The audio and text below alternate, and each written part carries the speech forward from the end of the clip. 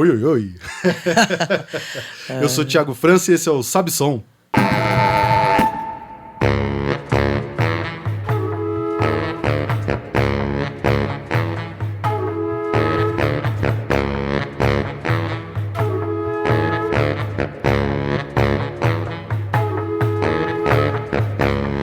Sabe Som, um podcast quinzenal 100% dedicado à música, falar de som e outros assuntos que orbitam o tema. Produzido em parceria com o estúdio Ori Music Lab e a distribuidora Trattori, agora é disponível também na rádio online Dublab, que você acessa pelo www.dublab.com.br, às segundas-feiras às 3 da tarde. Lá no site você também pode conferir os episódios antigos na aba do podcast. Episódio número 6, contando com a presença especialíssima da Juliana Perdigão, e o assunto é o disco Folhuda. Alerta de spoiler, se você tem problema com isso, dá pausa agora e vai ouvir o disco primeiro. Se não, se você já conhece, se não tem problema, pode seguir confiante. Ju, amiga querida de BH, a gente se conheceu em 2000 na UFMG. Eu tinha cabelo na época. Fato. A gente chegou a tocar em algumas rodas de choro lá na época e estamos aqui 19 anos depois. Juliana Perdigão. Aê, Thiagão. Pô, esse radialista tá arrasando. É o Willy Gonzer do podcast brasileiro. Eita, tiaia! Bom, o assunto do disco é o seguinte. Folhuda fez parte de um projeto que eu levei para Red Bull Station, de ocupar o estúdio por um mês e gravar 4 discos, um por semana. Pro meu desespero de virginiano, eu não vou conseguir fazer os 4 episódios sequenciais dos 4 discos, mas terapia existe para isso, né? Enfim, Folhuda foi uma coprodução minha e sua. Na verdade, eu tô mais, acho que como um produtor fonográfico, se isso fosse existir hoje em dia ainda no nosso mundo independente, né? Eu acho que o grande papel que eu tive no trabalho foi te convidar para fazer, né? E aí, Folhuda. Cara, eu acho que foi além do convite, né? Porque o convite, ele já é em si a possibilidade, né? Então, nesse caso foi isso, né? Você falou, olha, a gente tem uma semana e vamos lá. Agora, a coisa da interlocução, né? De saber, por exemplo, que... Eu lembro de eu mostrando algumas das composições que eu já tinha feito há algum tempo para você e tal, na sua casa, e ter essa resposta, né, dizendo, por exemplo, pô, que música legal, né? Isso é muito além do convite. Isso faz a coisa, enfim, tomar um corpo e um rumo, né?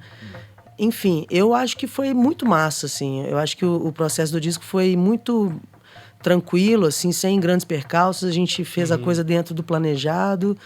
E para mim foi bem, bem importante fazer esse trabalho, que foi a primeira vez que eu fiz um trabalho só com composições minhas, né?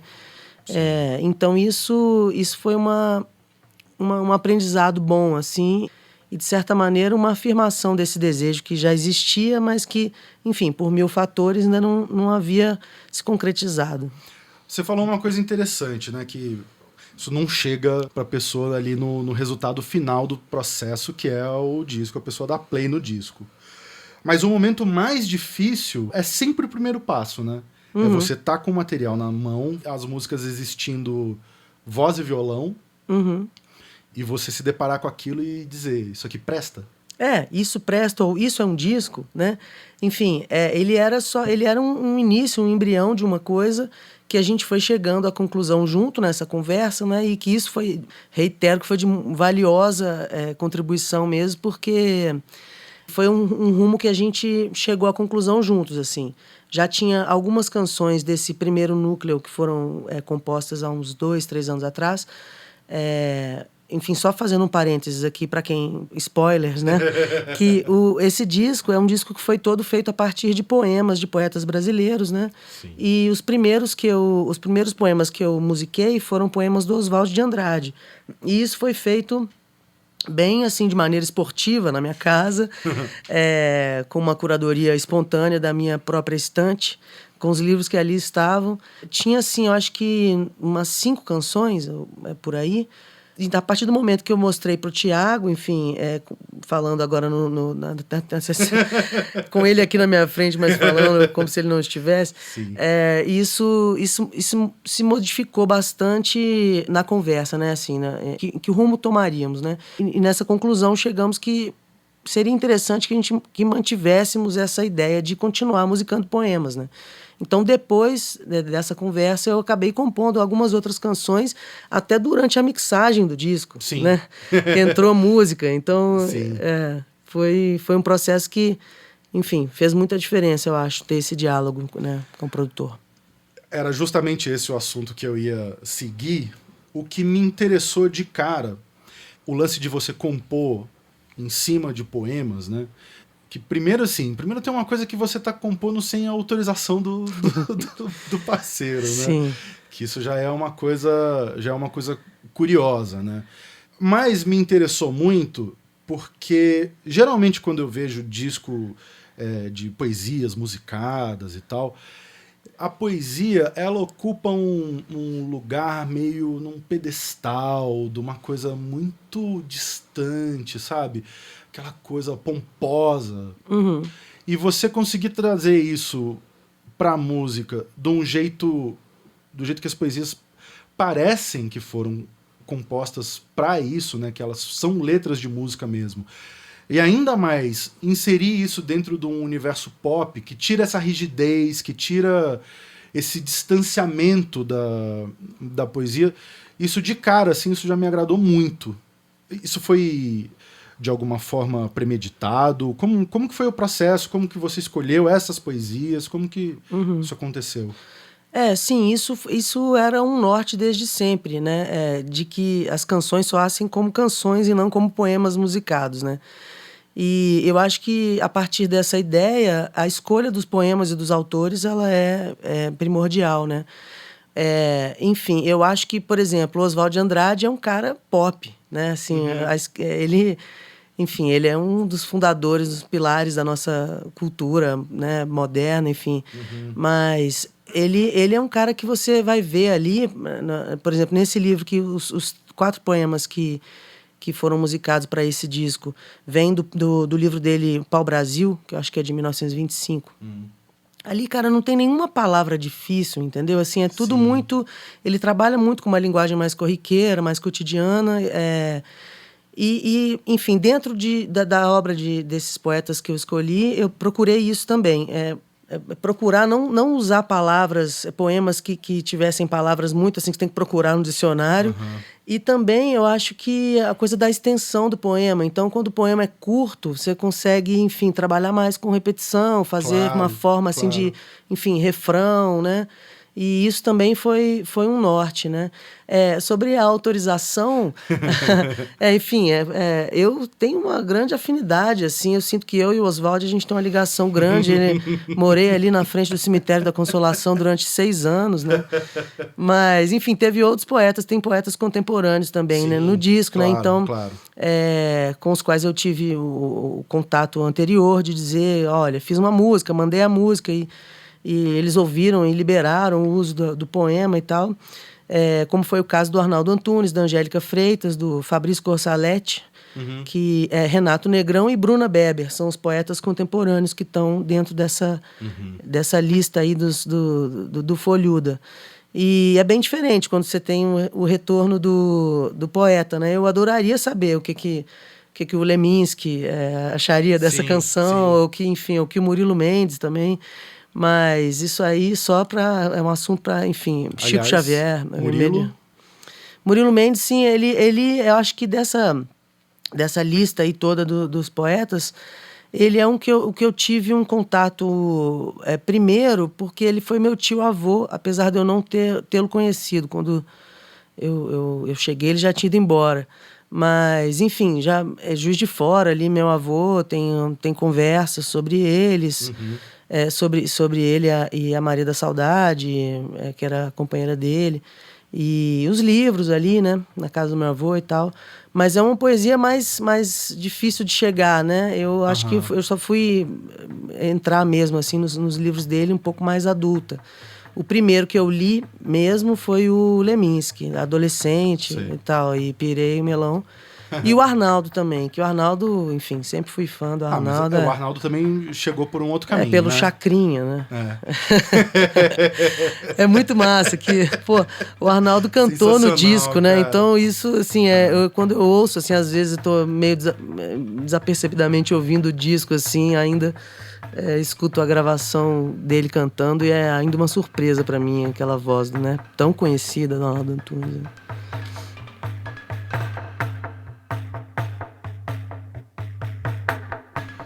Ju, eu te vejo muito como artista, né? Mais do que cantora, compositora e tal, porque você tem uma produção muito interdisciplinar, né? Ir pro teatro, né? Voltar pra música. E dentro da música também é um assunto muito diferente, ser instrumentista e ser a cantora, né? Ser lead, né? De uma banda, né? Uhum.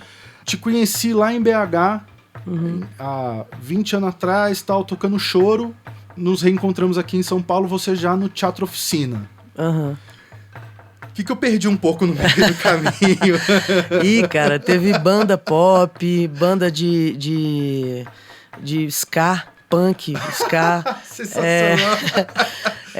Teve bastante coisa. Teve coral, teve coro, teve ópera, teve coro lírico, teve muita coisa, né? Assim, esse interesse, enfim, chame de interdisciplinar ou de esquizofrênico, enfim, são maneiras de ver, né? Mas, grupo de música instrumental, orquestras de música popular, né? Na escola de música teve muito disso, assim, eu fiz um curso que...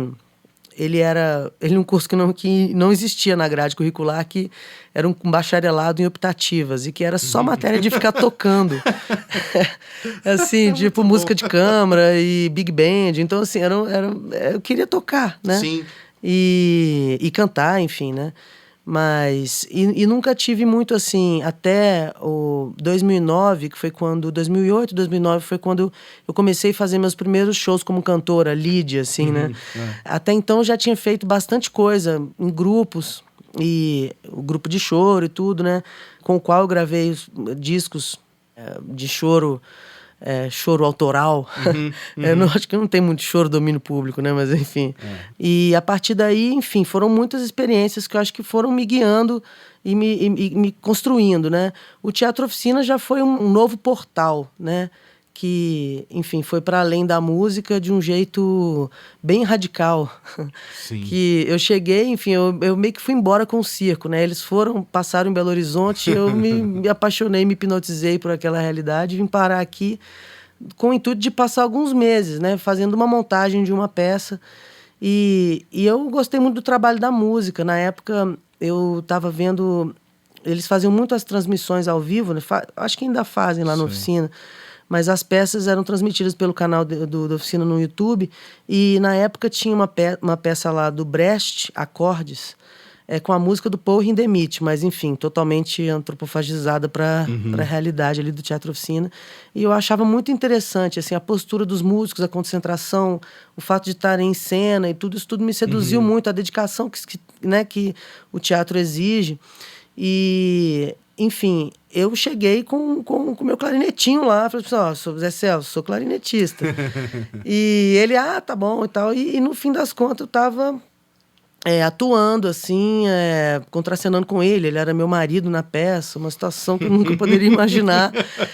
E isso foi bem... Acho que mudou muito minha visão, inclusive sobre a música também, essa experiência no teatro. Muito por conta disso, né? Da dedicação, da entrega que uma companhia tem que ter para fazer uma peça com tanta gente, né? Uma peça de 6 horas de duração.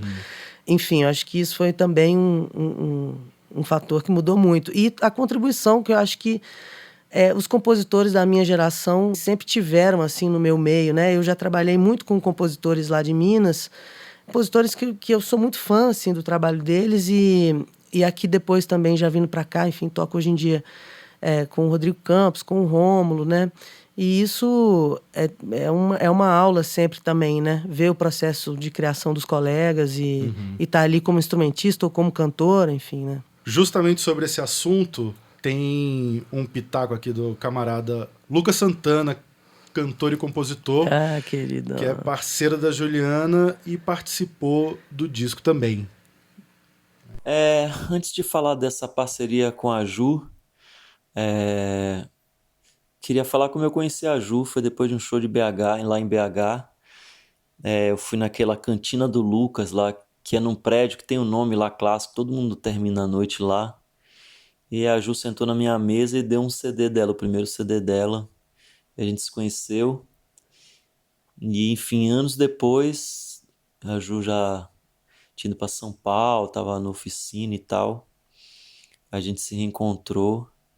E aí fizemos um projeto na Mira da Música, eu acho que chamava, da Miriam Taubik, que juntava 7 músicos durante uma semana no estúdio, e a partir dali se criavam canções e um show especial que depois seria apresentado e foi apresentado no auditório do Ibirapuera. E aí nessa época foi que a gente ficou mais juntos, se encontrando todo dia. E aí Ju veio com a música, assim, um pedaço da música e o poema. E aí me chamou pra fazer junto com ela, e a gente fez. E um tempo depois eu vi o show dela do segundo disco e fiquei assim chapado, assim, como São Paulo e Oficina fizeram bem pra ela, assim, né? Ela virou uma super frontman, assim, domina o palco, a coisa teatral, e cantando super bem, e tocando pra caramba, clarinete com os pedais, assim, e realmente dominando o espaço. E fiquei pensando isso, lembrando dela lá em BH, bem mineira, assim, bem pra ela já depois da oficina, dessa vivência em São Paulo, como abriu, assim, pra ela, assim, todos os chakras e tal. E é isso aí. Aproveitando aí esse podcast de Chagão para mandar um beijão pra Ju, dizer que eu admiro muitíssimo o trabalho dela e a pessoa dela também. E é isso aí, tamo junto. Som sempre.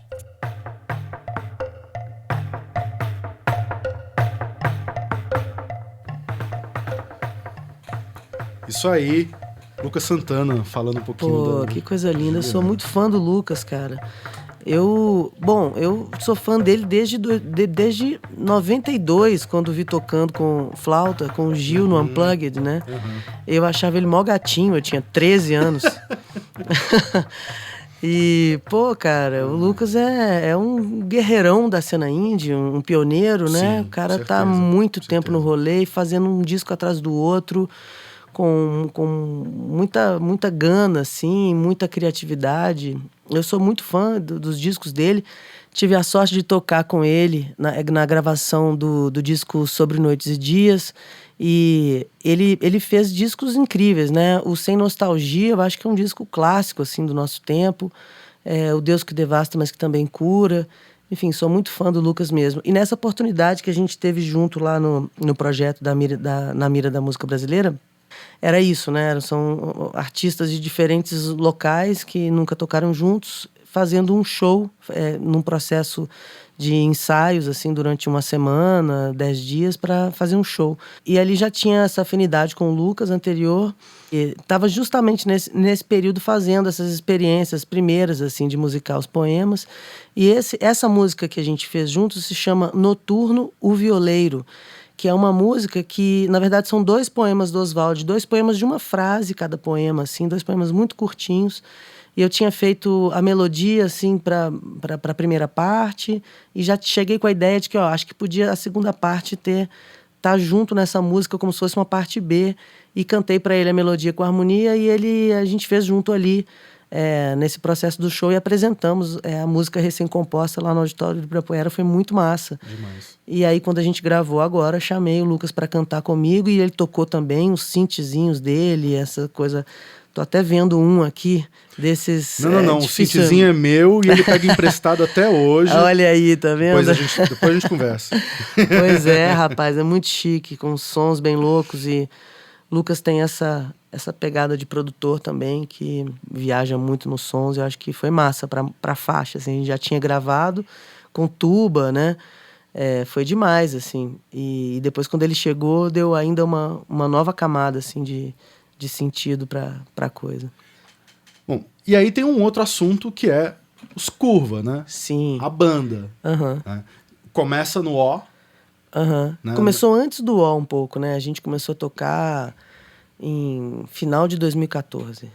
O O é de que ano? Lançado em 2016. Começamos a gravar no fim de 2015 e lançamos em 2016. E aí a gente chega nesse novo disco, né, nesse outro projeto, com a banda azeitada, né, já com uma sonoridade própria, né, com já um jeito de tocar, com as pecinhas ali já funcionando bem, né, cada um fazendo o seu papelzinho ali. E eu acho que isso é muito determinante pro resultado final do disco, né, que é um disco que foi gravado ao vivo, né, e por incrível que pareça, não é um processo comum de produção de disco, eu tô fazendo aspas voadoras aqui, de disco pop, né? Geralmente tem aquele processo de você... Bateria no clique, depois grava só o baixo, depois põe a guitarra, depois põe uma coisa, põe outra, não sei o quê. E o lance de fazer no clique, você fica muito mais à vontade para mexer, para editar aquilo, né? Que era um pouco parte da brincadeira também, de fazer uma coisa rápida, né? a gente tinha uma semana de segunda a sexta para fazer o disco, né? Então, dentro dessa ideia, as condições já foram desenhadas também, né? Agora, eu gosto desse processo. Meus 3 discos foram feitos assim, mesmo tendo mais tempo de estúdio. Mas a base foi toda gravada ao vivo nos 3 discos. E isso é uma coisa que me agrada bastante, assim, essa sonoridade de banda que perpassa um disco, sabe? Por mais que, assim, eu acho que, por exemplo, nesse disco mesmo, no Folhuda, é um disco que tem vários gêneros de música, assim, vamos dizer, de certa maneira, até eu meio que brinquei com pastiche de gêneros, né, nesse disco, assim. Eu acho que a sonoridade da banda, né, ela é uma coisa que dá uma liga, e eu gosto muito de trabalhar. Eu acho que quanto mais tempo você toca junto com as pessoas, mais... enfim, você pode enjoar, você pode brigar, não sei o quê, mas o som, ele dá a resposta, né? Assim, do encontro. De algum jeito bem paralelo, eu acho que é um disco que tem a ver com cortes curtos do Kiko, né? Esse tratamento mais pop, assim... Até um jeito também imagético, eu acho que o Cortes Curtos tem, assim, como se fossem Isso, cenas, né? sim, meio cinema. Exato, o Kiko até fez uma edição meio de cinema, assim, sim, né? Na pós-produção, né? Exato. Eu também, assim, esse disco tem muita imagem para mim que vem das palavras dos poemas, né? O papel da música e da composição e dos arranjos foi meio que dar uma sustentação para isso, né? Porque o protagonista no caso, as canções, a palavra e o canto, né? Então, claro, tá tudo junto, né? Mas eu acho que ali não dava para ter muita coisa para cima, para além da palavra, né? Era uma busca assim que a gente tinha, né? Eu achei foi muito foi muito fluido o processo, né? E mesmo assim, eu achei que foi tudo muito honesto, assim, né, de certa forma. Sem uma preocupação exatamente assim, de inventar a roda, né? Mas tentar fazer de um jeito, por exemplo, o vento, né? Que a gente usa o vento, usa o sopro mesmo, né? Dos instrumentos e esses elementos entrando nos arranjos e tal. Uma que é das minhas preferidas, assim, que eu acho que foi das primeiras que você me mostrou que mais me chamou a atenção, foi o Anhangabaú. E que aí entra numa outra questão também, né? Você ainda tá lidando um pouco com a coisa artista mineira Juliana Perdigão, né? Sim, cantora mineira. Aliás, tem um cauzinho aqui, né? Porra, essa é boa, cara. Que em algum momento houve a possibilidade do disco se chamar Torresmo. Que é o nome de uma das faixas, né? Do Arnaldo. Uhum. E aí eu falei com você, ótimo, a cantora mineira, a cantora Juliana Perdigão lança seu quitute. Cantora mineira lança Torresmo. Ele me convenceu na hora. Falei, não, bastou falar uma vez. Já falei, não, vamos achar outro nome urgente. Foi muito bom. Mas, por exemplo, essa faixa, você acha que é resultado dessa vinda para São Paulo, coisa da sonoridade? Isso está ligado com outro momento? Porque, cara, eu sou mineiro também, apesar de morar aqui há muito mais tempo, né? Eu tô meio expatriado já, né? Que isso, Thiagão. É só o Atlético tá em campo que a coisa volta. Mas tem uma coisa, né? Não é um clichê, não é minimizar. A cidade, ela mexe com a cabecinha da gente, né? É claro, pô. A paisagem, o contato com as pessoas, o ambiente é tudo, né? Eu tenho 6 anos já morando aqui, que ao mesmo tempo, assim, é pouco tempo, mas já é um tanto bom, né? Opa! E com certeza, tudo é fruto dessa experiência também, né? Dos laços, enfim, dos shows que eu vou assistir, né? Os parâmetros estão sempre modificando, ainda bem, né? Eu acho que a gente tem que buscar isso para também não ficar sempre, enfim, estagnado nas nossas referências, raízes, né? Eu acho que, sem perder, né? Que eu acho que é muito importante também, claro. Essa coisa essencial, mas está sempre ligado, né? E em movimento, né? Você estava falando a coisa da banda, e essa música, essa faixa, o Anhangabaú, que é um poema do Oswald de Andrade também, eu acho que ela teve muito essa contribuição assim, da banda. A composição, ela dentro da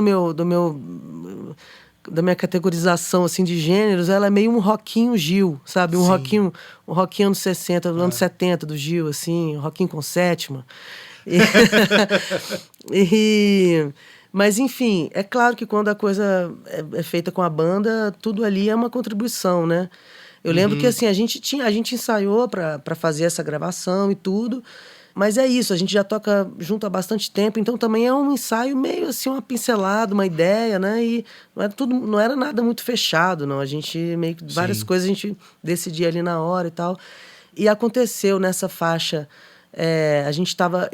a gravação é da voz valendo também ao vivo, sim, né? Voz sim. e guitarra. Eu tava na casinha ali, vendo pela porta de vidro, e eu não sei o que aconteceu na linguagem corporal ali, que a galera entendeu que tinha acabado a música. Sim.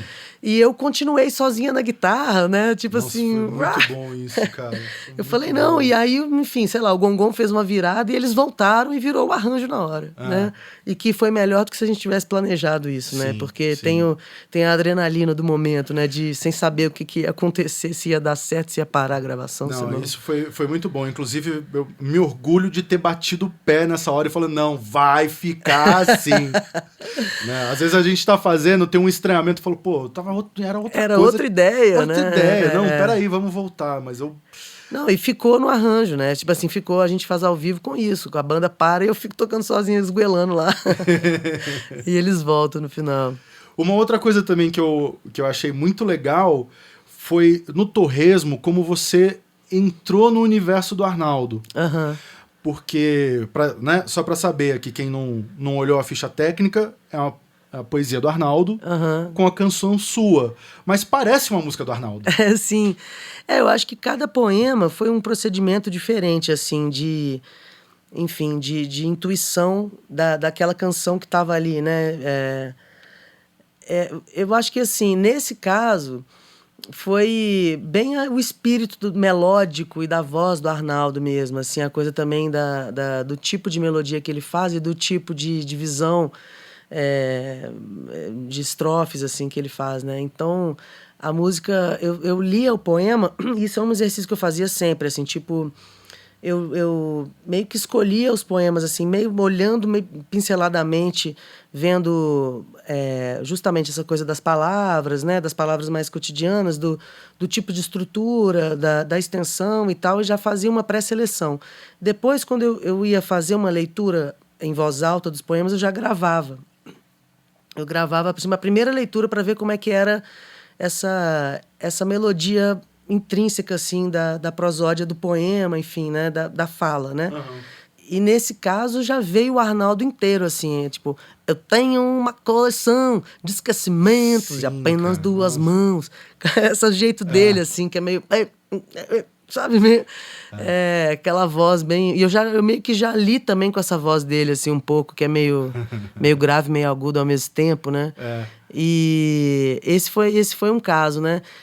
A gente tem outra parceria no disco também que se chama Sol, o Sol, que é um poema dele, um poema gráfico, assim, com pouquíssimas palavras. No livro, ele é um poema que ocupa 2 páginas. E então foi um pouco assim, o próprio espaço entre as palavras que já sugeriu o ritmo, né? Que tem uma coisa assim... Só o sol não vê o céu que o envolve. Ela é toda dividida em sílabas e espaçadamente, assim, em 2 páginas. Então, cada música foi uma coisa, né? O Anhangabaú foi mais a cena em si, né? Então, tinha a palavra cowboy no meio, então já me levou para uma coisa, o cowboy, sabe? Um negócio mais... Às vezes é uma palavra que dá a centelha para o caminho daquela canção, né? E tem uma coisa, assim, tem uma característica que eu acho que é espetacular, que é, de alguma forma, de um jeito muito bom, muito positivo, sem parecer desleixo, não se levar muito a sério, né? Eu acho que tem esse ar, assim, no disco. Assim, eu posso estar totalmente enviesado por ter participado, né, tão intimamente assim do disco, assim, mas te conhecendo há tanto tempo, eu acho que da sua discografia é o que eu te mais enxergo ali. Não sei como você se vê nisso, mas acho que tem muito a sua personalidade ali. Eu acho também. Eu acho que, assim, primeiro pelo fato de serem todas composições minhas e pela primeira vez, né? Claro. E eu acho que sim, tem uma coisa um pouco despretensiosa até por isso mesmo, porque as canções elas já se bastam, elas não existiam antes, eu que fiz, então, entende? Acho que tirou um pouco o peso para mim da intérprete e da própria coisa assim, do fonograma, do arranjo, entendeu? Porque, enfim, como no meu disco anterior, o O, eu fui gravar uma música que o Rômulo já gravou maravilhosamente bem, o Pierrot Lunático, entende? Tem que ser justificado aquilo, né? Para mim era uma responsabilidade maior, eu achava que eu tinha que cantar muito bem, que o arranjo fosse, enfim, diferente, legal e que propusesse um novo caminho também para aquela canção, né? Então eu acho que essa responsabilidade já ficou mais leve, assim, nesse trabalho do Folhuda. E eu acho que sim, eu acho que pensando nos 3 discos, o meu primeiro disco chama Álbum Desconhecido. O primeiro disco é sempre um pouco um apanhado geral, né, da pessoa até ali, né? Quebrando a casca, né? Exatamente. Então, assim, eu acho que, claro, todos os 3 discos são retratos de um momento meu e eu tô completamente ali nos 3 discos.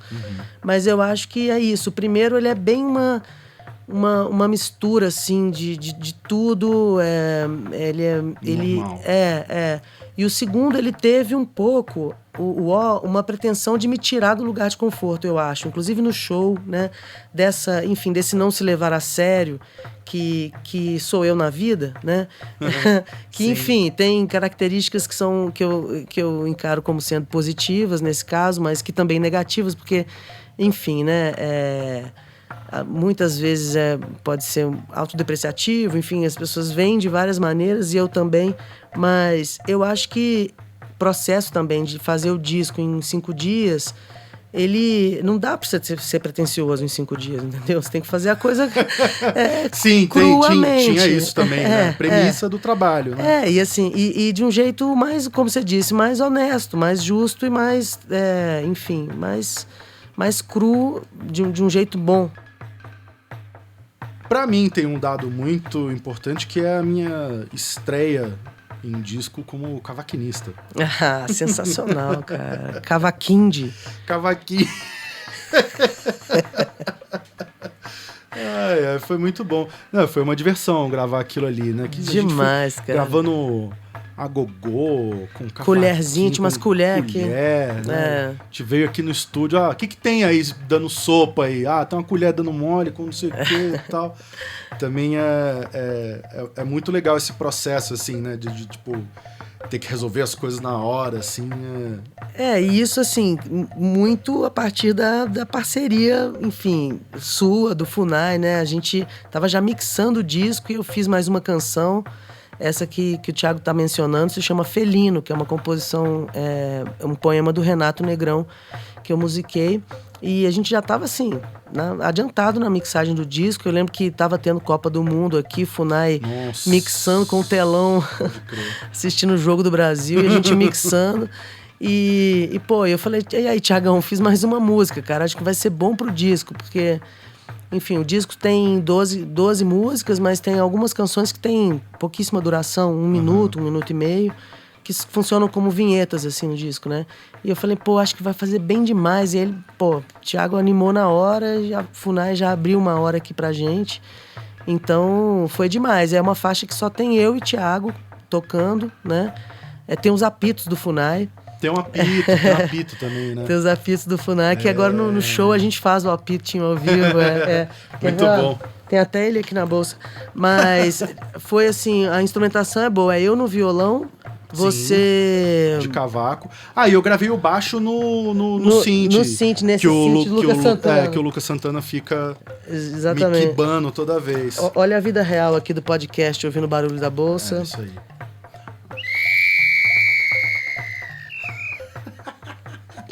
Sensacional. Espetacular, é isso. Valeu demais, Thiagão, Ju. Pô, você não para de inventar moda, né, meu irmão? Maravilha. É isso aí, tem uma boquinha lá pra... Muito chique. Pra sustentar, né? Coisa mais linda do mundo, né, velho?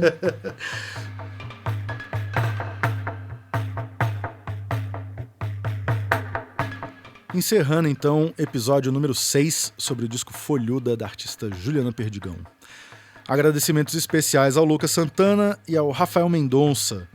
Podcast Sabe Som, uma parceria do estúdio Ori Music Lab da distribuidora Trattori com este que vos fala. Esse episódio contou mais uma vez com os trabalhos técnicos de Kai Rolfsen.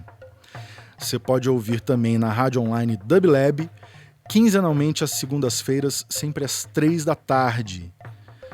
Siga o podcast no Instagram para saber um pouco mais sobre os assuntos que a gente trata aqui. E na descrição do podcast, no seu player preferido, você encontra o link para a playlist deste episódio, feita em parceria com a Juliana Perdigão. É isso, valeu e bons sons.